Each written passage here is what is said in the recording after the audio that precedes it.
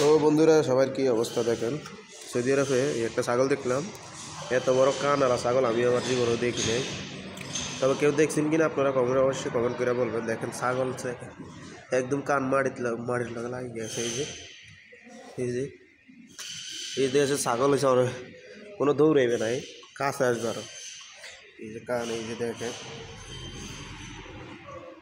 মাটির লাগে অল্প লাগে গেছে, অল্প একটু বাকি দেখেন। তো এরকম ছাগল কেউ দেখছেন কিনা অবশ্যই কমেন্ট করে বলবেন, আমি দেখি নাই। তো দেখার সাথে সাথে একটা ভিডিও করলাম, আপনাদের মাঝে আপলোড করি। আপনারা কেউ দেখছেন কিনা। এই যে এটা কান,